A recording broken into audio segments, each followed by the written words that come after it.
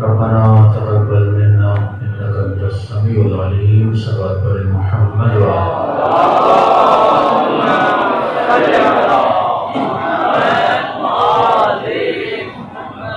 بسم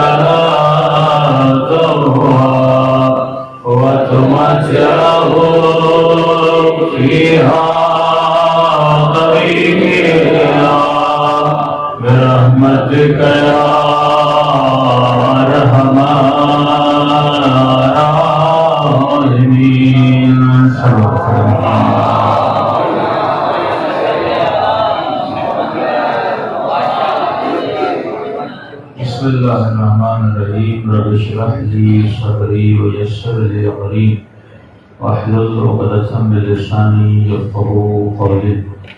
اما بعد فقد قال سبحانہ وتعالی فی محکم کتابہ بسم اللہ الرحمن الرحیم بقیۃ اللہ خیر لکم ان کنتم مؤمنین. صلوات پر محمد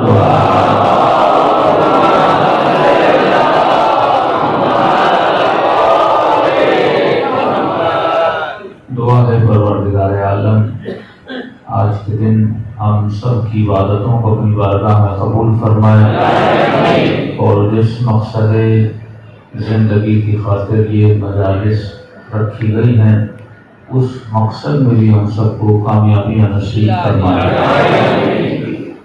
جمعے کا دن اور یہ دن مختص ہے وجود مبارک امام زمانہ سے اور تاکید ہے کہ جب بھی جمعہ آئے تو تو اس دن کی ابتدا اپنے مولا کی یاد سے کیا کرو، تاکہ فرق واضح ہو جائے کہ ایک وہ قوم ہے جو ایک زندہ امام کا انتظار کرتی ہے،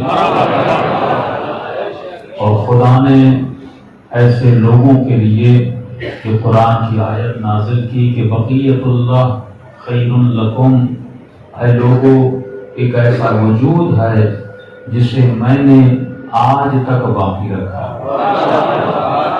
یہ وجود تیرے لیے باعث خیر ہے، باعث برکت ہے۔ علماء سے پوچھا گیا کہ یہ خیر کا مطلب کیا ہے؟ کہ جس نے امام کو مانا خدا اس کی زندگی میں خیر لاتا ہے، خدا اس کی زندگی میں برکت لاتا ہے، اور فرمایا سب سے بڑا خیر اگر کوئی چیز ہو سکتی ہے تو اس خیر کا نام ہے سکون، کہ جو بھی امام زمانہ کو مانے گا خدا اس کی زندگی میں سکون کو لاتا ہے۔ کہ آج بڑے سے بڑا سیاستدان، بڑے سے بڑا مالدار انسان جس چیز کی تلاش میں ہے وہ سکون کی تلاش میں ہے، اور اگر اس کی جھلک نظر آتی ہے تو آئیے ذرا کربلا لے کر چلوں۔ یزید مولا حسین کو مارنے کے بعد بھی سکون کے ساتھ نہیں تھا، اور زینب سب کچھ لٹانے کے بعد بھی پرسکون۔ یہ اصل طاقت جو کسی بندے کو ملتی ہے اس کا نام ہے سکون، عدم اطمینان، پریشانی کا ہونا، ڈپریشن کا ہونا۔ زندگی میں اللہ ہر چیز لوگوں کو دیتا ہے، لیکن ایک چیز کی کمی ہوتی ہے، اس کا نام ہے سکون۔ فرمایا ہے سکون کو تلاش کرنے والوں، اگر میں نے سکون رکھا ہے تو بقیت اللہ میں رکھا ہے، مولا کے وجود میں رکھا ہے، اور جو بھی اس وجود کو مانے گا اللہ اس کی زندگی میں سکون کو نازل کر دے گا۔ یہاں تک تو آپ نے سن لیا، لیکن میرا ایک سوال ہے کہ ہم میں سے ہر مومن جو مجلس میں ہے سب امام زمانہ کو مانتے ہیں، مجالس کی ابتدا مولا کے ذکر سے، مجالس کی انتہا امام زمانہ کو سلام دینے سے ہوتی ہے، لیکن سوال یہ ہے کیا واقعا میری زندگی میں وہ سکون ہے جس کا وعدہ خدا نے کیا؟ بات کرنا اور ہے لیکن پریکٹیکلی دیکھا جائے کہ بھائی مجھ میں اور جو نہیں مانتا اس میں کیا فرق ہے؟ کوئی ایسا سکون میرے پاس ہو کہ میں دنیا کو کہہ سکوں کہ میری زندگی میں وہ سکون ہے، تیری زندگی میں وہ سکون نہیں ہے؟ تو ایک مومن نے کہا نہیں مولانا مجھے وہ سکون نظر نہیں آتا، میں بھی جب رات کو سوتا ہوں تو ڈپریشن کا شکار ہوتا ہوں، مجھے بھی نیند کی گولی لینی پڑتی ہے، مجھے بھی راتوں کو نیند نہیں آتی۔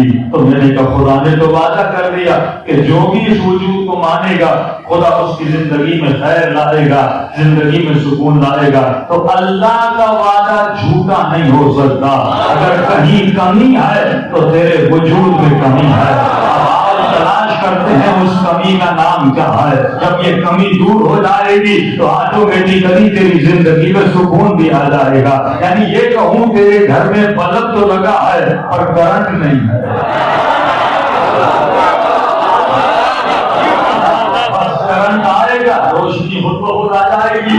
دوسروں کے گھروں میں بلب ہی نہیں ہے تو کرنٹ کا فائدہ بھی نہیں ہے۔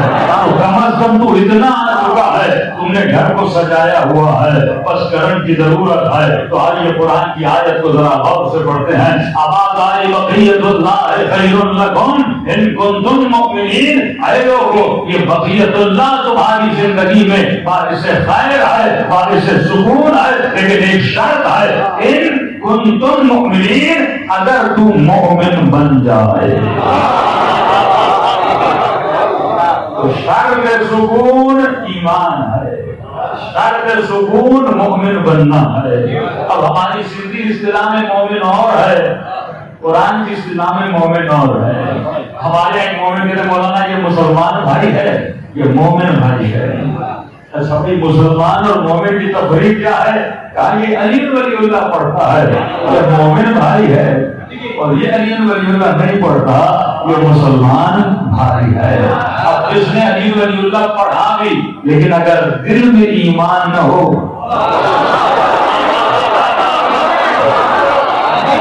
اصل بات ہے ایمان کی، تم مومنین کا حبیب کہہ دو ابھی تک انہوں نے اسلام لایا ہے، ایمان داخل نہیں ہوا۔ تو آپ سے سوال کروں، ایمان کس چیز کا نام ہے اور ایمان دلوں میں کیسے داخل ہوتا ہے؟ نماز پڑھنے سے، جی ہوگا، قرآن پڑھنے سے عقل پاک ہوتی ہے، قرآن پڑھنے سے عقل پاک ہوتی ہے، علی ولی اللہ کہنے سے نسل پاک ہوتی ہے۔ کیا نماز پڑھنے سے مومن بن جاتا ہے یا کیا قرآن پڑھنے سے انسان مومن بن جاتا ہے؟ ارے جنگ صفین میں حافظ قرآن موجود تھے، حسین کے مقابلے میں بڑے بڑے نمازی موجود تھے۔ تو یہ ظاہر اسلام ہے۔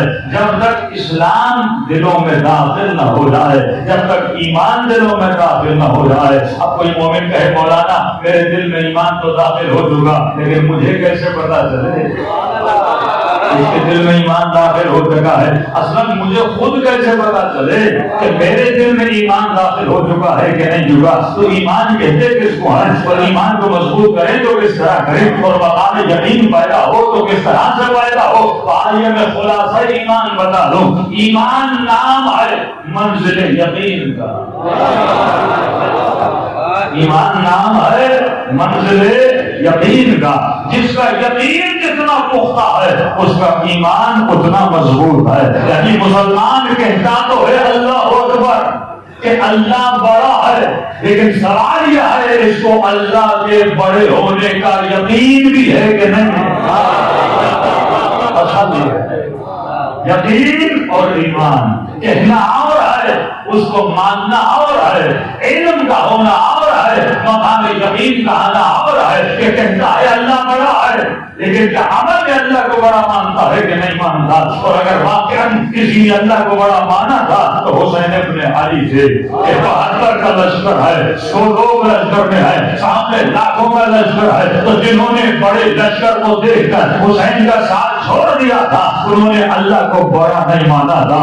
کیا یہ کہوں کہ حسین کا بابا علی مرتضیٰ جنگ احد میں ٹوٹی ہوئی تلوار سے رسول کا دفاع کر کے بتا رہا تھا کہ مجھے اللہ پر یقین ہے، اور وہ میدان کو چھوڑ کے بتا رہے تھے کہ ہمیں اللہ پر یقین نہیں ہے۔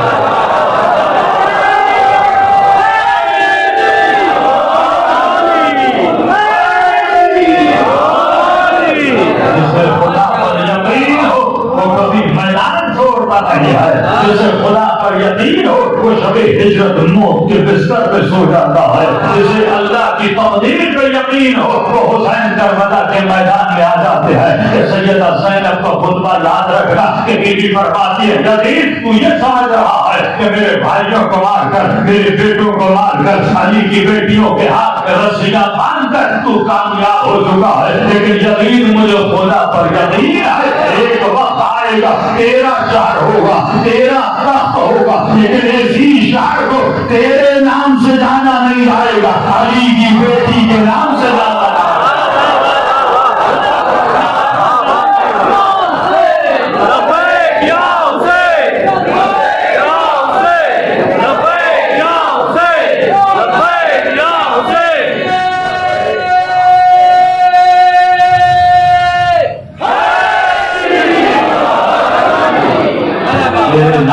یقین کی منزل ہے۔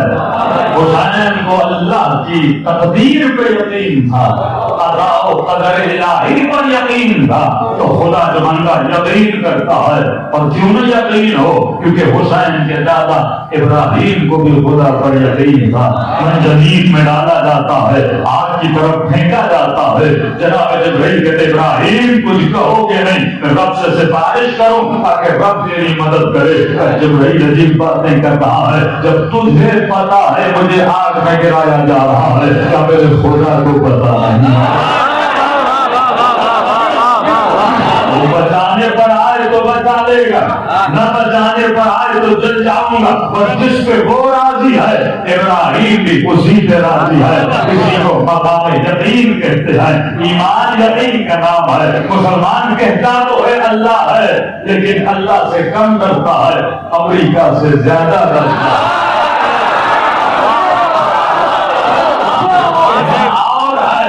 अमल करना और है। यकीन की मंजिल यह है जब तुझे पता चल गया तेरा मकसद हक है, तेरा रास्ता हक है और मौत हक है, आनी तो आनी है। फरमाया फिर खली का चाहने वाला इस मौत से डरता नहीं है, क्योंकि यकीन मुहकम है। लेकिन दुनिया अजीब है, जब मौत का नाम सुनती है तो चेहरे का रंग उड़ जाता है। ये रंग का उड़ना बता रहा है, इसे यकीन नहीं है। अगर यकीन होता ये क्यों डरता जब खुद मजलिसों में कहता है कि मन ये मुद्यानी कि मैंने कहा कि जो भी मरेगा अली की इजाजत करेगा। ये कैसा शिया है जो अली की इजाजत से घबरा रहा है?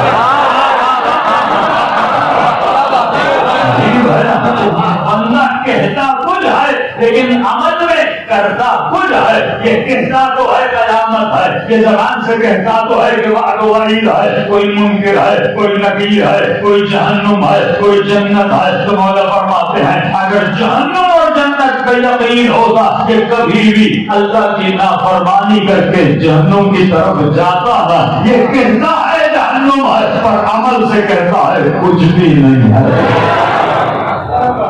ये राशि क्यों बनता है, ये हराम खोर क्यों बनता है, ये लुटेरा क्यों बनता है, ये कातिल क्यों बनता है, ये शराबी क्यों बनता है? इसका अमल बता रहा है। ये सजदा तो अल्लाह को करता है पर अपने अमल से इबादत शैतान भी करता है।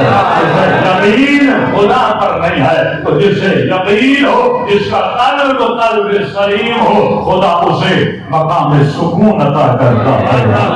अमीर अपने घरों और अपने महल्लों में सोकर भी इत्मीनान के साथ नहीं होते, और एक गरीब वाला झूपड़ी में सोता है तो रात को सुकून से सोता है। आयतुल्लाह मिर्जा शिराजी से शागिर्दों ने कहा कि किबला अगर आपको पता लगे कि एक हफ्ते में आप मर जाएंगे तो आप क्या करेंगे? अगर आप में से किसी को पता लगे खुदा न खास्ता एक हफ्ते में हमारी मौत वाक़ई होने वाली है तो हम क्या करेंगे? तो ये मुंतज़िर थे कि आयतुल्लाह मिर्जा शिराजी ये कहेंगे कि मेरे लाल मसलन मैं ये नमाज़ें पढ़ूंगा, ये आवाज करूंगा, वो कर्ज अदा करूंगा, अल्लाह से माफी मांगूंगा, ये करूंगा, वो करूंगा, वो करूंगा। लेकिन आला मिर्जा शिराजी ने ये जवाब नहीं दिया, बड़ा सिंपल सा जवाब दिया। अगर आपको पता चले एक हफ्ते में मरने वाले हैं, का मेरे लाल एक हफ्ता हो या एक दिन हो या एक घंटा हो या एक महीना हो, मैं वो ही करूंगा जो 60 साल से कर रहा था। मुझे नया काम करने की जरूरत नहीं है, क्योंकि मैंने जिंदगी ऐसी ही गुजारी है जैसी अली ने कही है। मेरा घंटा, मेरा लम्हा, मेरे मिनट ऐसे गुजर रहे हैं। तो जिसकी जिंदगी ऐसी गुजरती है इसने यकीन की मंजिल पे अपने कदम उठाए हैं, लिहाजा इस पर फर्क नहीं पड़ता कि बोला बर्बादे अली मानो के लिए फर्क नहीं पड़ता कि मौत इन पर आती है या ये मौत पर आता है। की हयात है, शहीद की जो मौत है वो कौम की हयात है। ये मकाम यकीन की मंजिल पर होते हैं। जरा और आसान करूँ ताकि आपको यकीन और इल्म का थोड़ा सा अंदाजा हो जाए। एक सवाल करूँ आपसे अगर इजाजत हो। आप सबको पता है कि मुर्दा नुकसान नहीं देता, ऐसा है कि नहीं? जो बंदा मर जाए क्या उसने आज तक किसी को काटा है, क्या किसी को मारा है, क्या मुर्दे ने किसी को थप्पड़ मारा है? सबको पता है कि बेचारा मर जाता है तो इसको गुस्ल भी हम देते हैं, कफन भी हम देते हैं, जनाजा उठाते भी हम हैं, कब्र में उतारते भी हम हैं, मिट्टी के मन ऊपर डाल देते हैं, ये चूं तक नहीं करता। इससे तो यकीन होना चाहिए ना कि मुर्दा नुकसान नहीं देता। तो आपको यकीन है कि मुर्दा नुकसान नहीं देता? तो अच्छा अगर यकीन है तो अगर मैं आपको कहूँ एक मुर्दा लाश पड़ी हुई है, एक रात उसके साथ सो कर देखा।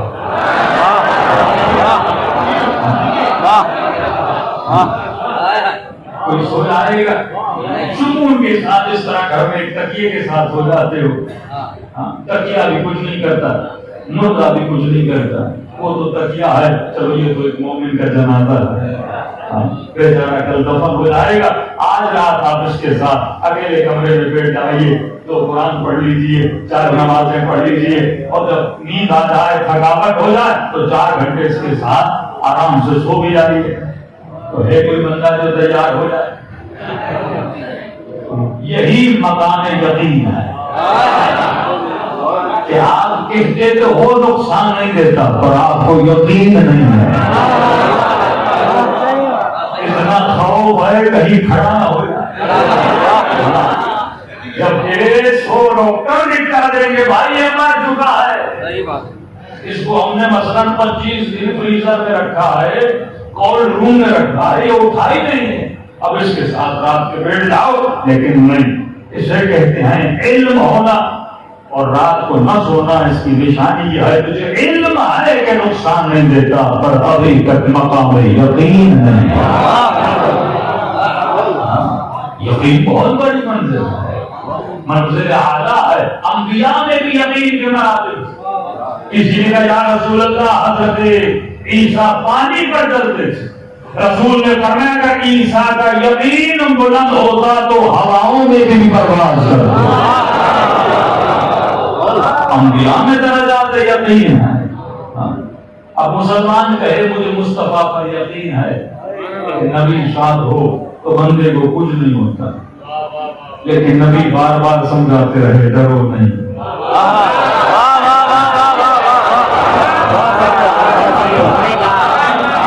نہ ہو جاؤ, رو نہیں, کچھ نہیں ہوگا. لیکن مسلمان پھر بھی روتا رہا. اس کا مطلب ہے اسے علم ہے پر یقین نہیں ہے. لیکن شب ہجرت علی اطمینان سے سوتے رہے. یہ مقام یقین ہے کہ موت کے بستر پر علی کو ایسی نیند آئے. اللہ کے عظیم مقام ہے, کس کو نیند آتی ہے؟ پتا بھی حملہ کریں گے, 40 قبری حملے ہیں, جب بھی آئیں گے میرے بدن پہ تلواریں چلیں گی, لیکن میرے مولا کا جملہ ہے خدا کی قسم ایسی میٹھی نیند علی کو کبھی نہیں آئی. تو شب ہجرت یہ مقام یقین ہے. جب یہ یقین بندے کے اندر آ جائے نا, تو مردہ کے ساتھ سوئے آپ زندہ کے ساتھ, زندہ سے پھر بھی ڈرنا چاہیے. زندہ آدمی پھر بھی اٹھ سکتا ہے, تیرا موبائل چوری کر سکتا ہے, تیرا جیب کاٹ سکتا ہے, تجھے اٹھ کے مار بھی سکتا ہے. مردہ کیا کرے گا؟ لیکن بندہ مردہ سے ڈرتا ہے کیونکہ اسے یقین نہیں ہے. ہم چھوٹے تھے تو لطیفہ بتایا کرتے تھے, ایک جوان کو کہا کہ تجھے 6000 روپے دیں گے, رات کے اندھیرے میں قبرستان جاؤ اور زمین پر کیلا لگا ہے. اس نے 6000 کی لالچ میں, تو بندہ جو بھی کرے پہلے یہ دیکھے یقین ہے کہ نہیں. اگر یقین نہیں ہوگا جائے گا تو اپنی موت کا سبب خود بن کے آئے گا. تو اس نے 6000 کی لالچ میں رات کو چلا گیا. اس کے ذہن میں تو قبرستان ہے, قبریں ہیں, اتنے سالوں سے قبرستان میں کسی کو کچھ بھی نہیں ہوا تو کیا ہوگا. لیکن اگر یقین نہ ہونا تو بندہ اپنے منہ خود مرتا ہے. تو ڈر ڈر کے کبھی ادھر دیکھ رہا ہے, کبھی ادھر دیکھ رہا ہے, کوئی مردہ اٹھ کے نہ آ جائے. اور کیلا بھی مار رہا تھا. اب ظاہر ہماری قمیصیں تو بڑی ہیں, تو اس نے کیلا مار دیا قمیص کے اوپر. اور جب کیلا لگ گیا تو اس نے کہا الحمدللہ کام پورا ہوا, 6000 میرے ہوئے. اب جیسے اس نے اٹھنا تھا تو قمیص تو پھنسی ہوئی تھی, اور اس نے کہا قبر میں سے کسی مردے نے پکڑ لیا. کہتے وہیں پہ اٹیک ہوا اور بندہ وہیں پہ مر گیا. تو بندے کو یقین نہ ہو تو موت آ جاتی ہے, لیکن اگر یقین ہو تو یہ موت کا انتظار نہیں کرتا. فرماتے موذو قبل ان تموتوا, اس سے پہلے کہ علی والے کو مارا جائے یہ خود مر جاتا ہے. مقام یقین یہ ہے. اب یہ تو تھا مسئلہ, لیکن اس کا حل کیا ہے؟ مجھے یقین کیسے آئے کہ میں بھی رات کو سکون کے ساتھ ایک مردے کے ساتھ سو جاؤں؟ ایسا یقین جو علی بن ابی طالب کے وجود میں تھا کہ شب ہجرت موت کے بستر پہ علی سو گئے. ایسا یقین میرے وجود میں کیسا آئے؟ تو ایک مثال دوں گا آپ سمجھ جائیں. آپ ایک رات مردے کے ساتھ نہیں سو سکتے کیونکہ آپ کو یقین نہیں ہے. لیکن وہ بندہ جس کا کام ہے مردوں کو دھونا، بھائی کوئی تو شہر میں ہوگا نا مولانا دھوتے ہوں یا کوئی اور دھوتا ہوگا، جس کا کام ہے مردوں کو دھونا. فارسی میں کہتے ہیں مردہ شور، اردو میں کہتے ہیں غسال. جس کا کام ہے مردوں کو غسل دینا، دن میں 4 مردے 5 مردے 6 مردے. یا وہ بندہ جس کا کام ہے قبر کی کھدائی کرنا، جس کو قبر گن کہتے ہیں، قبر کی کھدائی کرتا ہے.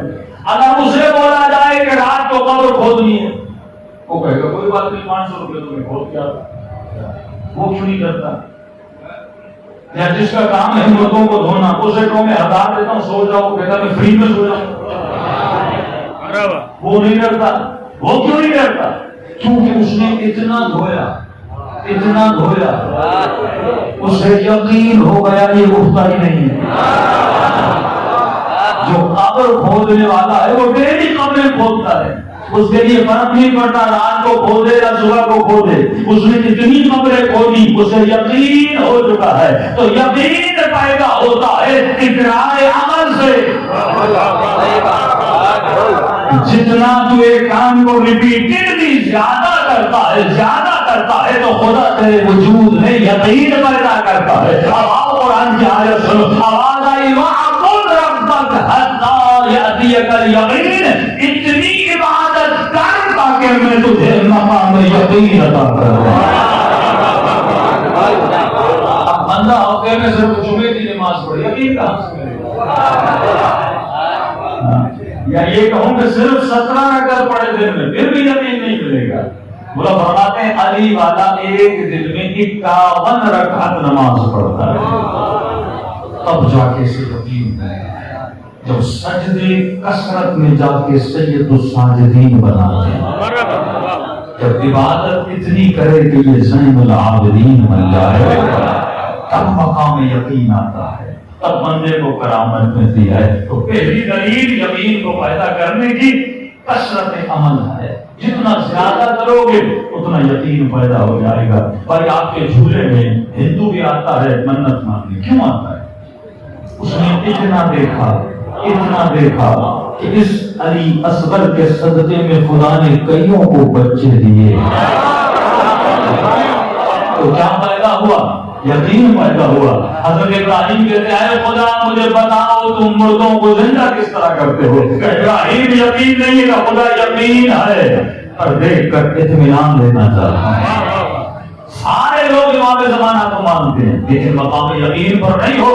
مقام یقین پر کب آؤ گے؟ جب ایک مرتبہ تجھے فرزند زہرا کی زیارت ہو جائے، تب کیا کوئی یقین ہوگا. تو سوال ہے آپ میں سے اس مجمع میں سے کسی مومن نے 40 دن کوشش کی تو مجھے امام زمانہ نظر آ جائے. 40 ہفتے کوشش کی تو مجھے امام زمانہ مل جائے. تو کیا مولا ملتے نہیں ہیں؟ مولا ملتے ہیں، مولا زیارت کرواتے ہیں. کئی لوگوں کو کروائے، لیکن اگر مولا کے وجود پہ یقین کرو، جب یقین ہوگا تو اللہ کا انعام ملے گا، تجھے سکون مل جائے گا، تیری زندگی میں خیر آئے گا. نجف کا ایک جوان طالب علم تھا، کھانسی کی بیماری تھی، اتنا کھانستا تھا کہ منہ سے کبھی کبھی خون بھی نکل آتا تھا، شدید بیمار. کہتا ہے کہ ایک دن مولا کے حرم سے واپس مدرسے کی طرف آ رہا تھا تو بالکل مدرسے کے ساتھ ایک مومن کا گھر تھا. اس کی بیٹی پر اس کی نگاہ پڑی، جوان تھا، تو اس کو وہ خاتون پسند آئی. مدرسے گیا، اپنے استاد کو کہا کہ بیٹا میرا نہ ماں ہے نہ باپ ہے، آپ ہی نے بڑا کیا، آپ مجھے مجھ سے بہتر جانتے ہیں، لہذا جوان ہوں، یہ ہمسایہ گھر میں ساتھ میں مدرسے کے ساتھ ہے، اگر برا نہ مانے تو میرا رشتہ وہاں پہ لے کر جائے. تو جوان اگر کسی چیز کو پسند کرتا ہے تو حرام میں نہیں پڑتا، حلال کا راستہ انتخاب. بھائی کوئی پسند آ بھی جاتا ہے تو بہترین طریقہ ہے ماں باپ کو بولو رشتہ بھیجو، نمبر نہ ڈھونڈا کرو.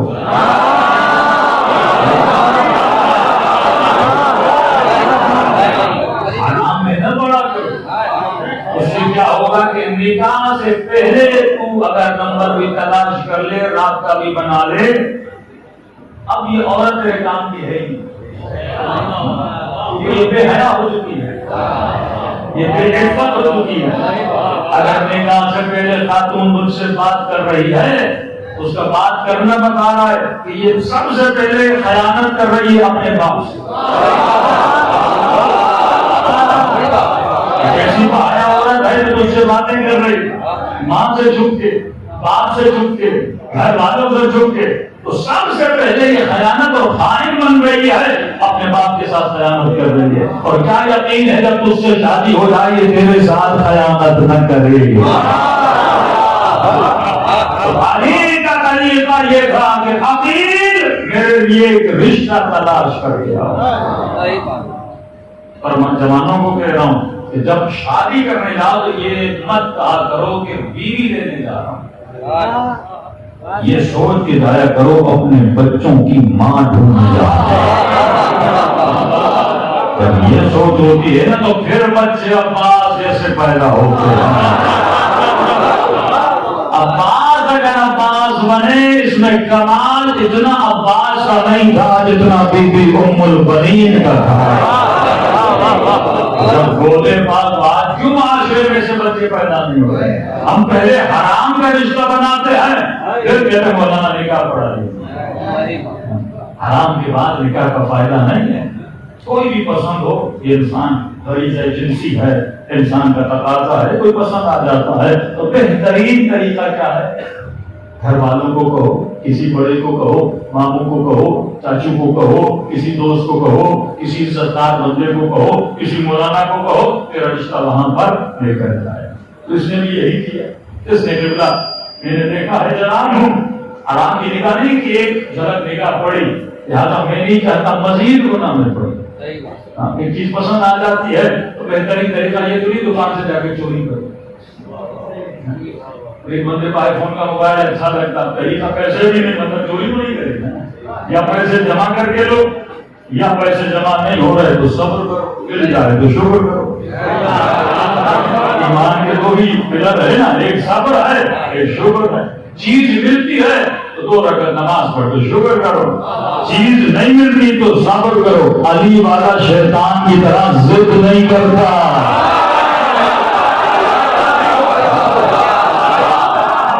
ضدی کبھی شیعہ نہیں ہوتا، ضدی بندہ ہمیشہ شیطان کے جال میں پھنستا ہے۔ چیز نہیں کرتے چھوڑ دو، کوشش کر، دعا کر، اللہ نے دی تو دی، نہیں ملی تو قسمت میں نہیں تھا، نصیب نہیں تھا۔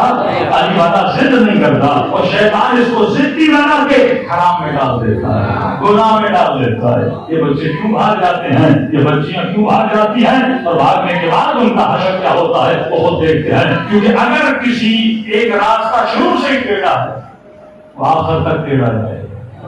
علی والا ٹیڑھا نہیں ہوتا، صراط مستقیم والا ہوتا ہے۔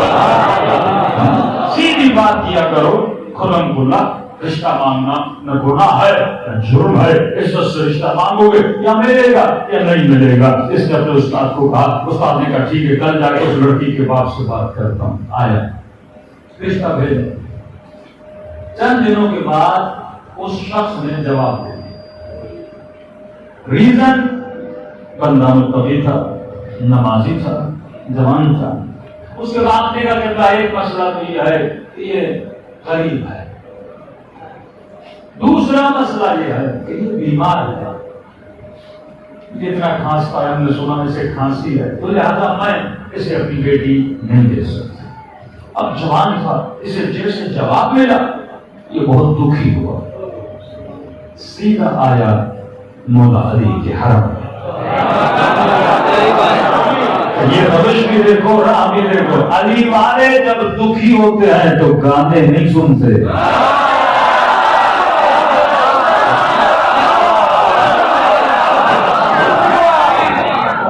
یہاں بندہ تھوڑا عشق میں ناکام ہوا 24 گھنٹہ انڈیا کے گانے سن رہا ہے، جھوٹے گانے، جھوٹی شاعری، جھوٹی فلمیں۔ اب وہ تو فلم بنا کے پیسے بھی کما گئے، اسی کی فلم پہ پتہ نہیں کتنے سال ہوتا رہتا ہے۔ مجھے کیا ملا؟ یہی آنسو اللہ کے دربار میں بہا تاکہ ثواب بھی ملے.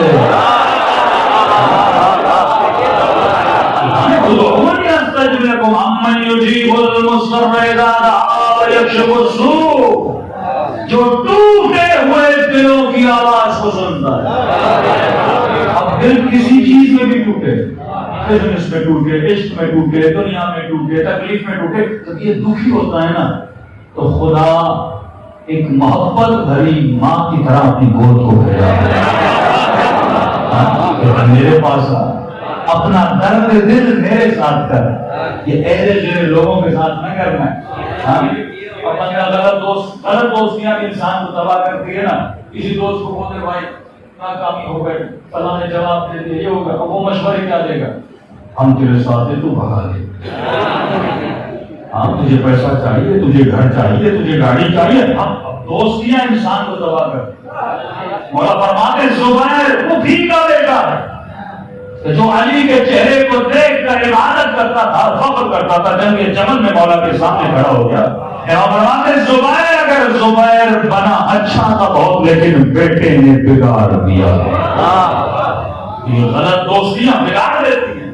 کبھی گانے کی طرف بڑے اداس ہو عیاشی کرنے چلتے ہیں، اداس ہو شراب پیتے ہیں، اداس ہو نشہ کرتے ہیں، تو اس کے بجائے کہ اللہ کی دربار میں جاتا اور خدا اس سے بہتر شے سے عطا کرتا، لیکن یہ سکون لینے خدا کے پاس نہیں جاتا، شیطان کے میخانے میں چلا جاتا. تو وہاں تو سکون ہے ہی نہیں. الا بذکر اللہ تطمئن القلوب. دل اگر مطمئن ہوتے ہیں تو ذکر خدا سے ہوتے ہیں. یہ زبان علی والا تھا، یہ سیدھا کہاں گیا؟ مولا علی کے حرم میں داخل ہو گیا. بیٹھا بہت رویا، کہتا اتنا رویا مولا میری غربت کی وجہ سے، مولا میری بیماری کی وجہ سے، میں نے حالات رشتہ بھیجا تھا، یعنی اس کو دکھ اس لیے مجھے اس لیے جواب دیا کیونکہ میں بیمار ہوں. تو کہتا مولا میں کیا کروں، میں بیمار ہوں، میں ہر روز آپ کے حرم میں آتا ہوں، مجھے شفا دیجیے، شفا دیجیے، شفا دیجیے. اور رو کر میں نے کہا مولا جس قوم کا وارث ہو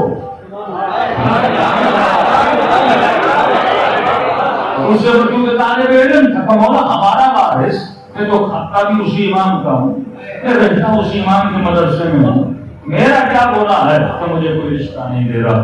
کہتے بہت رویا اور شکایت والا انداز. کبھی کبھی مومن امام رضا کا فرمان اس میں بری بات نہیں ہے، دل دکھ جاتا ہے تو انسان شکوا تو امام سے ہی کرے گا.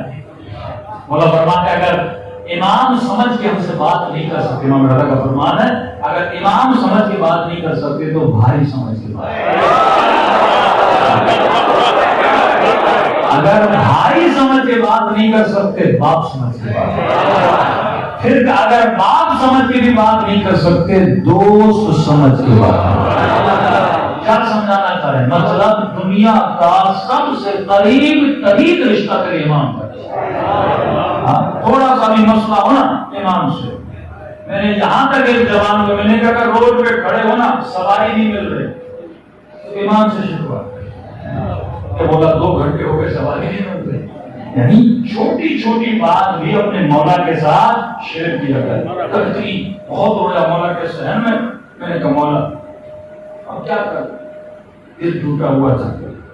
اتنے میں ایک شخص آیا، میں نے اسے دیکھا، اس نے مجھے کہا تو اتنا رو کیوں رہا ہے؟ رونے وہ جن کا امام نہ ہو. تیرا تو مولا ہے، دنیا کی ایک حاجت پوری نہیں ہوئی، اتنی شکایت علی سے، اتنا شکوہ علی سے. میں نے کہا کروں تو کیا کروں، میں نے کوئی حرام چیز تو نہیں مانگی. تو اس نے کہا کہ تو اپنے مولا سے رابطہ کیوں نہیں کرتا؟ میں نے کہا کیسے رابطہ کروں؟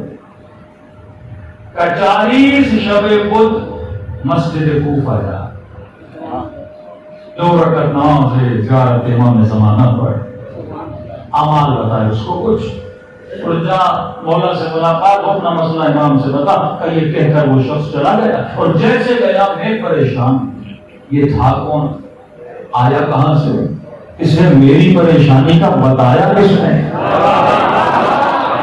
اسے کیسے پتا چلا؟ لیکن جو کہا تھا یقین تھا مجھے. یقین کی منزل ہو تو بندہ امام سے ملاقات کر دیتا ہے. یقین کی منزل بننے کے وجود میں سکون کو پیدا کرتی ہے. کہتا ہے مسجد کوفہ بہت بڑی مسجد ہے, ڈیلی جاتا تھا اور میں نے ہر شب بدھ جا کے وہاں پہ 2 رکعت نماز پڑھی.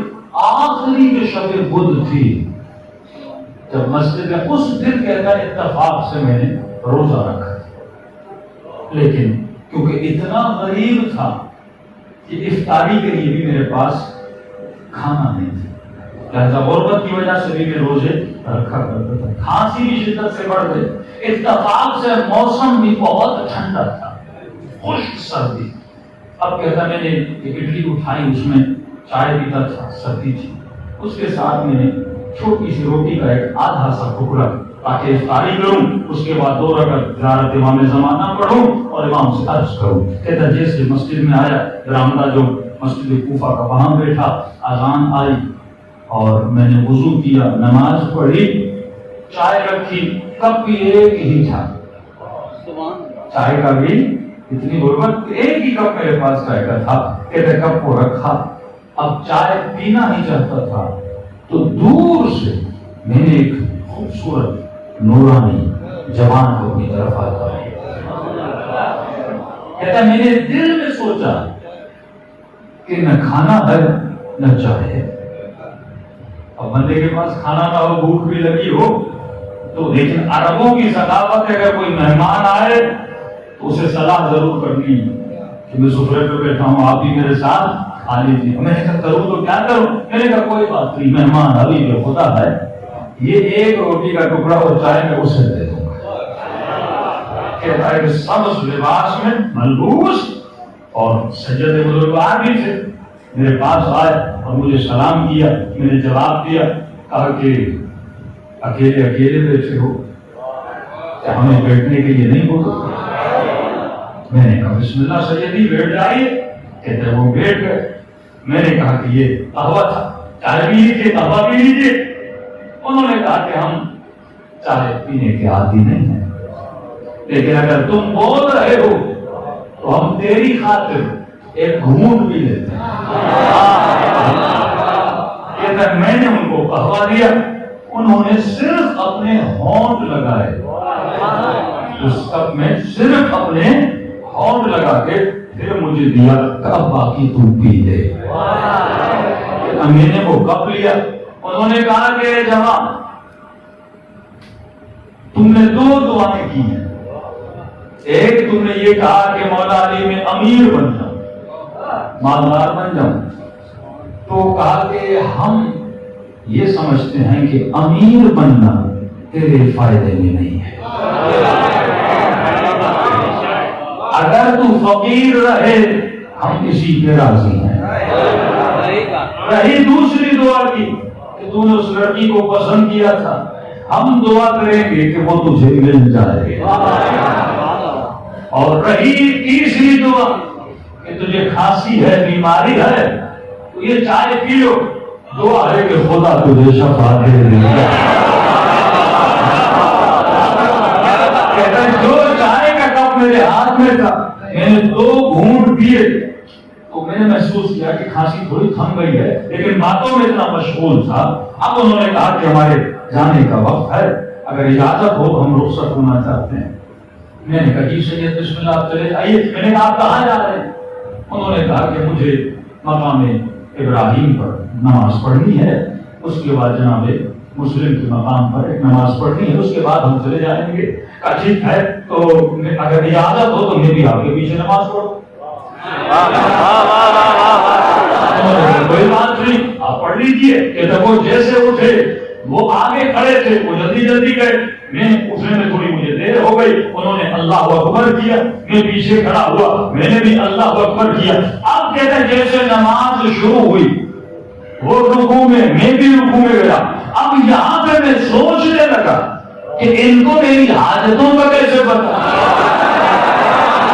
ان کو میری پریشانیوں کو کیسے پتا, ان کو میرے نام کا کیسے پتا. اب دل میں خیال آیا کہیں یہ میرا آقا امام زمانہ تو نہیں ہے.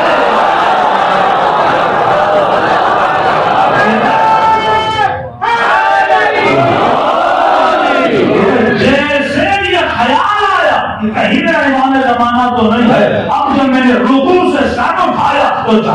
نماز پڑھ رہے تھے ان کے اطراف میں ایک نور کا ہالہ کھڑا ہو گیا، پورا وجود نورانی ہو گیا. اب میں نماز کو توڑ بھی نہیں سکتا تھا، نماز جلدی ختم کرنی تھی تاکہ میں جلدی نماز پڑھ لوں. اور مولا کے جا کے ہاتھوں کا بوجھ ڈالو، کہتا میں ابھی دوسری رکعت میں گیا، لیکن وہ جلدی سے نماز ختم کر کے آگے بڑھنے لگے. اب میں نے جلدی جلدی نماز ختم کی اور میں امام کے پیچھے دوڑنے لگا. کہتا وہ آہستہ چل رہے تھے، میں تیزی سے دوڑ رہا تھا لیکن امام تک پہنچ نہیں پا رہا تھا. لگ ایسے رہا تھا وہ چل نہیں رہے بلکہ زمین کو آگے لے کر جا رہے ہیں.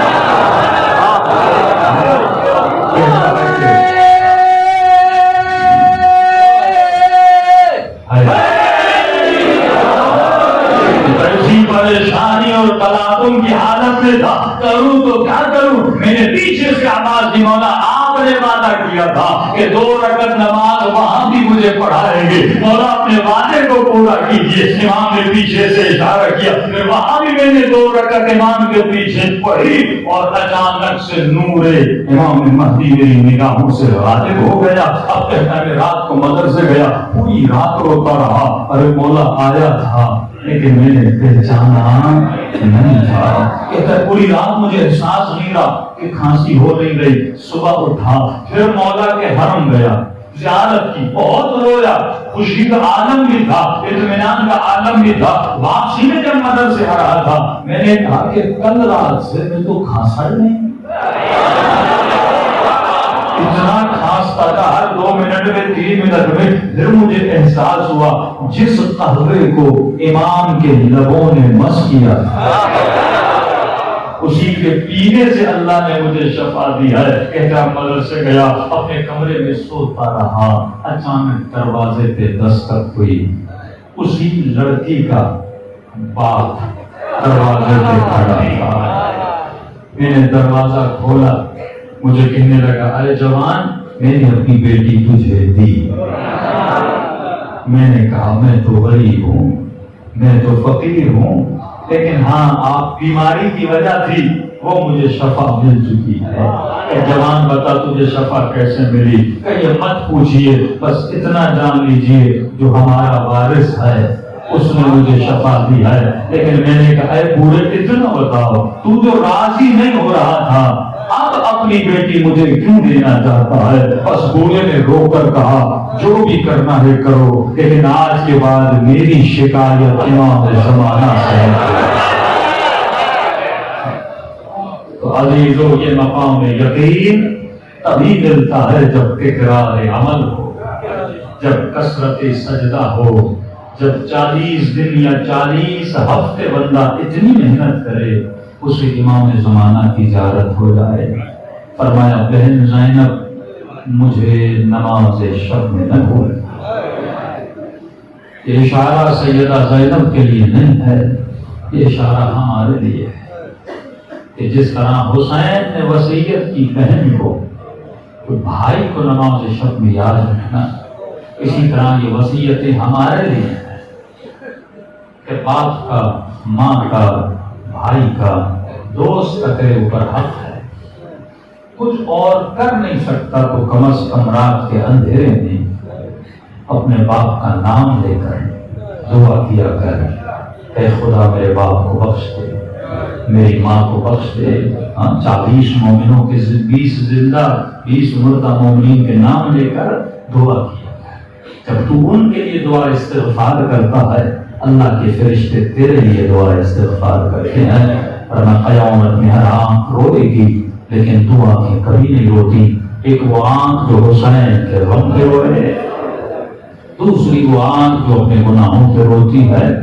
دونوں آنکھیں خدا نے آپ سب کو عطا کی ہیں اور اتنے عظیم واسطے ممکن نہیں خدا کربلا کے شہیدوں کا کوئی بھی واسطہ رد کرے. لیکن یقین سے مانگو تو عطا ہے. دعا میں بھی یقین ہونا چاہیے. جن کو یقین ہے انہی کو شفا ملتی ہے، انہی کی دعائیں قبول ہوتی. دلوں کو کربلا لے کر چلیں اور سلام کریں اپنے آقا کی مظلومیت. السلام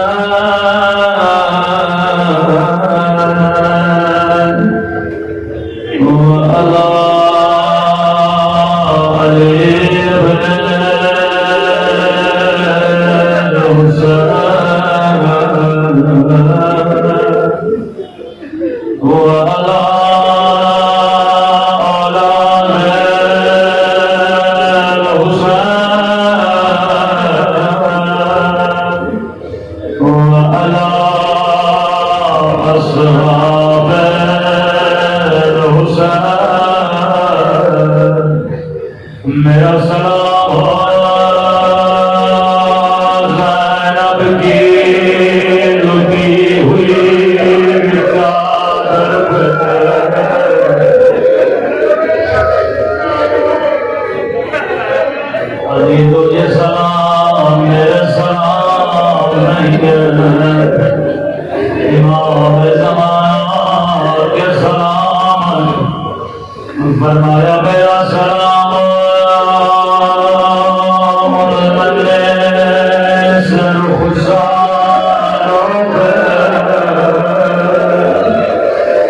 जिनका रंग बदलता कभी शिव के रंग रंग कभी जालिम के रंग काल किया।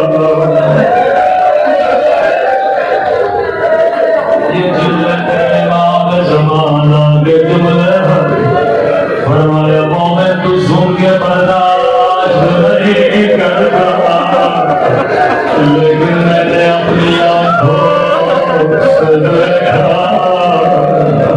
फरमाया मेरा सलाम खुश्क फटे हुए होठों पे जिन पे ज़ालिम छड़े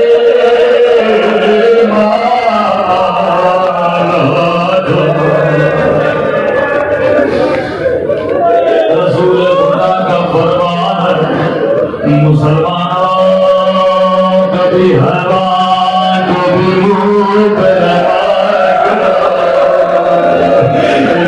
नबी की नासियों को मुँह पे दबाते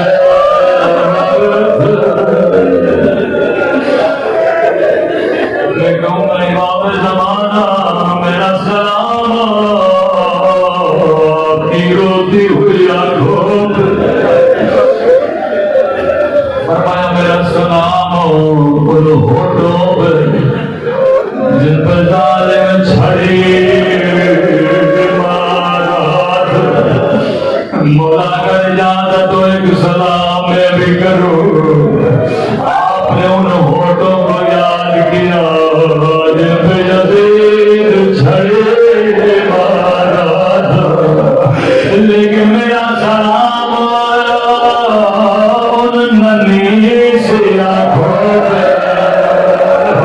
जो ये मंजर देखे अल्लाह किसी बच्ची को ये मंजर दिखाए।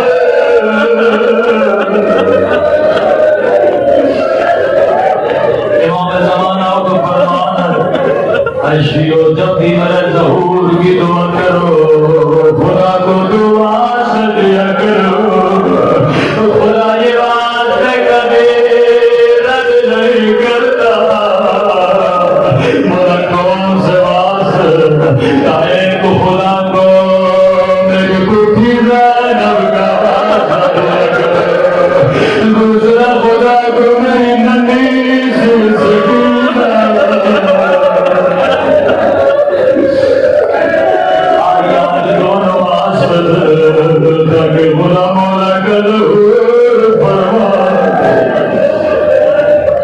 इमाम सज्जाद से जब भी पूछा जाता मौला सबसे ज्यादा तकलीफ कहाँ हुई, हमेशा 3 मरतबा रो के कहते थे अशाम अशाम अशाम। मौला शाम की तकलीफ किस मकाम पे हुई, रो कर कहते थे शाम और दरबार वली की बटिया शराबी का अब्दुल्लाह शियाती फरमाते हैं अगर शिया इतना सुने अली की बेटी और शराबी का दरबार उसके रोने के लिए जुमला बोला दरबार ऐसा क्या हुआ, फरमाया अल्लाह एक रस्सी थी, इस रस्सी ने मुझे बड़ा रुलाया। मौला इस रस्सी में ऐसा क्या था, फरमाया एक रस्सी थी और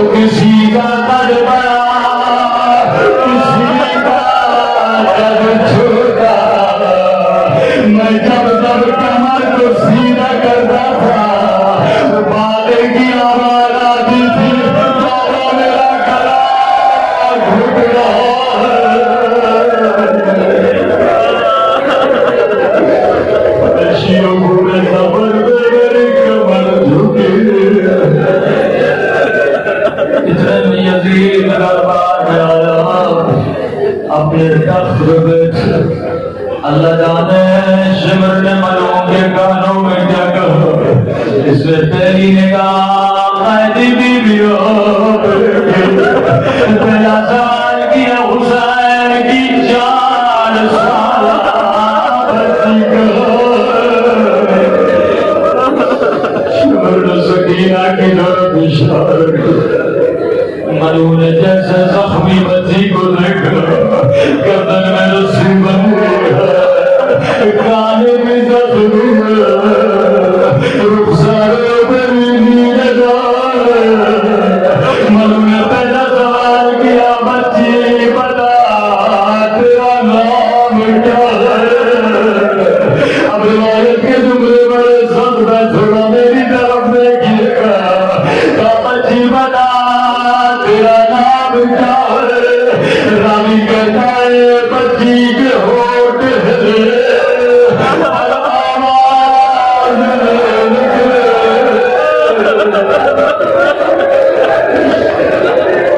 دوبارہ کا بچی بتا تیرا نام کیا ہے، کا بچی کے ہوٹ تیسری مرتبہ غصے میں کہا مجھے بتا دی کیوں نہیں تیرا نام کیا ہے، یا امام سجاد کیا بات ہے، معلوم بچی بتا تو رہی ہے لیکن گردن کی رسی نہیں کیا ہے، بچی کی آواز کیسے نکلے، معلوم حکم دیا رسی کھولی جائے، جیسے رسی کھولی گئی، دھیمی سی آواز میں کہا میرا نام سکینہ ہے، ملوں نے مرتبہ بچی کو دیکھا، کہا بچی تیرے چہرے سے لگتا ہے تو نے کئی دنوں سے کچھ کھایا نہیں ہے، کیا تجھے کھانا چاہیے، سکینہ نے امام سجاد کو دیکھا، بھیا سجاد جواب دو یار، کہ سکینہ جواب دے، کہ قیامت کے دن یہ نہ کہے ہم نے پوچھا تھا پر بچی نے بتایا نہیں تھا، بچی نے کہا ملوں دیکھ بھی رہے ہو اور پوچھ بھی رہے ہو، انہوں نے کئی دنوں سے کچھ بھی نہیں کھایا، میرے قریب میں تجھے کھجور دوں گا، اپنے والد کے جملے بڑے سرد ہیں، بچی ملوں کے قریب گئی، یا ملوں نے اشارہ کیا کھجور لائی دے، امام فرماتے عرب دشت میں کھجور رکھتے تھے، یہاں دشت بچی کو دیا، ایک مرتبہ بچی نے کپڑا ہٹایا،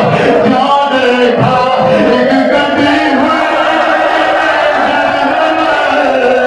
اللہ کسی بچی کو اللہ کی گڈی گھر نہیں دکھائے، ایک مرتبہ سر کو سینے سے لگا، میرے دین دن کے پاس بابا، میرے